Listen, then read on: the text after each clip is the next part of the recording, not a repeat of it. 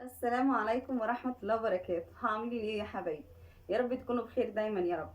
هعمل معاكم النهارده طاجن بسلة بالفراخ، بس حاجة كده روعة. هتاكلوه وتقولوا لي ايه رأيكم فيه. يلا بينا نسمي الله، يلا بينا. اول حاجة عندي هنا البسلة بتاعتي، انا مخزناها في الفريزر، طلعتها لحد ما فكت خالص وبقت بالمنظر ده، شايفين؟ وعندي الصلصة بتاعتي والفراخ غسلاها كويس جدا، طلعتها. في هنا عندي فص توم فاضل، كنت بحشي البتنجان خليته حته صغيره خالص متبقى، وبصلايه. هنشتغل. انا هعمل الطاجن ده ني في ني. شايفين انا هعمل ايه؟ قسمت البصل على 4 وبالراحه كده زي ما انتم شايفين. هقطع البصله بتاعتي، حاولي تنعميها ما تبقاش تخينه زي ما انت شايفه. هعمله كله ني في ني، وهحط الخضار بتاعي وهرش عليه بهاراته، وهروح حاطه الفراخ على الوش، ودخليه بقى الفرن وقولي ايه رايك. وهنعمل جنبه كمان طاجن من الرز المدسوس، هيبقى طعمه حلو. وادي البسله بتاعتي، طبعا انا مطلعاها من بدري عشان تفك. بصوا خضرا ازاي جميله، ما تقوليش عليها دي مجمده من السنه اللي فاتت خالص. شايفين البسله عامله ازاي؟ هحط عليها الصلصه بتاعتي،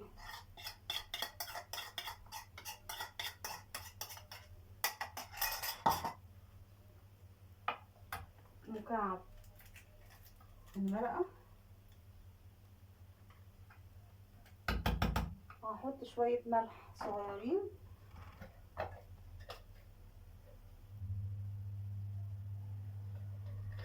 وشويه فلفل اسود.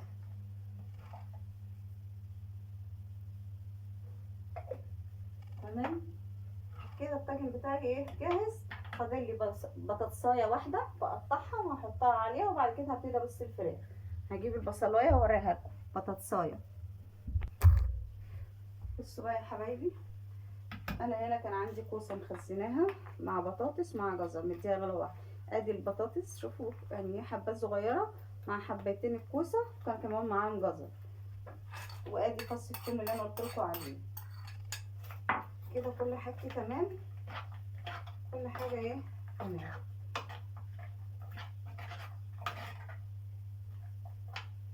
هنا بقى هبتدي اعمل في الفراخ بتاعتي كده، شايفين؟ تتبلها من التتبيله بالصلصه، احطها كده نفس الكلام،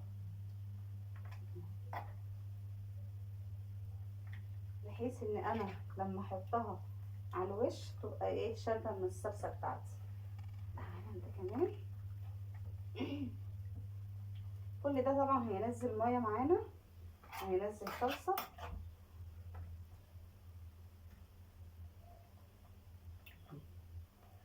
بالظبط كده. هنرص بقى كده ايه حاجتنا، وابتدي بقى اسمي الله. ادي اول ورك معانا، وادي تاني ورك، وادي التالت مع الخضار بتاعنا طبعا مع المثل. شايفين اصبح الورك بتاعي كده باين شكله تمام. هنعمل ايه بقى تاني؟ بصوا معايا بقى الخطوه دي. معلقه نضيفه كده ومعلقه سمنه روابي من السمنه بتاعتي. انا عايزه اخد بس ايه سمنه سايحه، معلش عذرا التليفون كان بيرن. وكده الطاجن بتاعي خلص، ادخله الفرن واوريهولكوا بعد ما يطلع.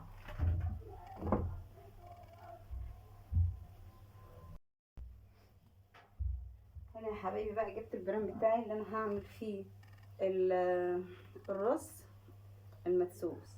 لما تحبي تعملي رز مدسوس عشان يطلع منك ناجح، ما تمليش البرام بتاعك لاخره، حاولي تخلي النص ماشي، وممكن يبقى اقل من نص كمان، عشان الرز لما يستوي يبقى مستوي معاكي بسرعه وما يطلعش مكتوم ويطلع ني، وتفضلي تزودي فيه ميه وتحسيه ان هو بقى اوفر قوي معاكي وما انتش عارفه تسويه ولا تسيطري عليه. يلا بينا. انا هعاير قدام مني في الرز دلوقتي. بسم الله الرحمن الرحيم.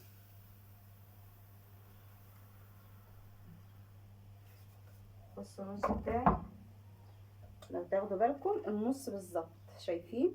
سايبه بقيه النص التاني فاضي عشان لما يستوي معايا يطلع مظبوط. نص البرام رز والنص التاني فاضي. هفضي بقى الرز بتاعي كده واروح اغسله، وبعد كده اجيبه اعمله قدام منكم ايه خطوه خطوه.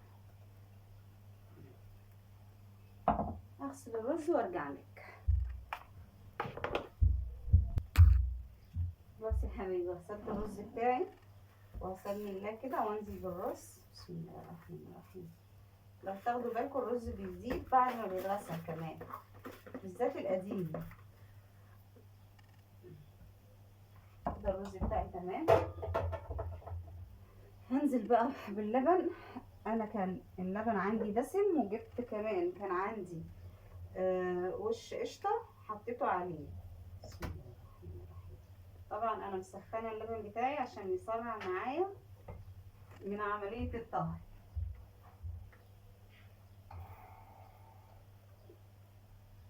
انا بسخن اللبن وحطيت فيه القشطه علشان خاطر يستوي معايا بسرعه. تمام.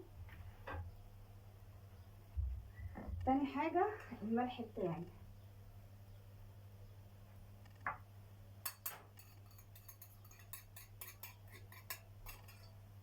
كده البرام بتاعي بقى تمام معايا. ولو تاخدوا بالكم القشطه اللي انا حطاها بتبتدي ايه تسيح. القشطه دي هتديله طعم حلو قوي. شايفين البرام بقى عامل معايا ازاي؟ شايفين الوش السمنه اللي على قده؟ السمنه ماليه البرام. هدخله بقى الفرن على طول كده وهو سخن وحامي، وهوريلكم بعد ما يطلع.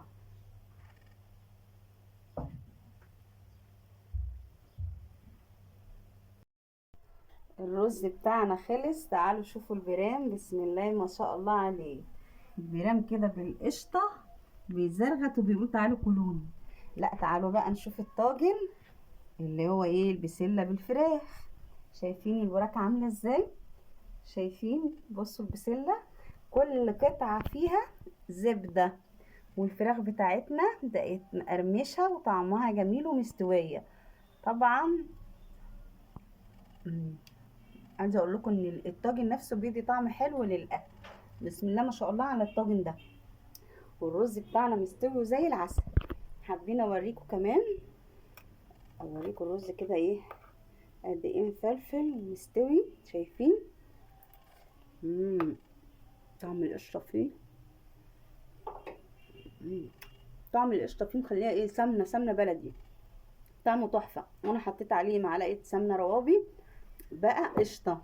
قشطه. يا رب بقى يكون الفيديو النهارده كده عجبكم، وقوموا على طول كده جربوا الوصفه واعملوه. حاجه كده تفتح النفس ليكم ولاولادكم. والسلام عليكم ورحمه الله وبركاته.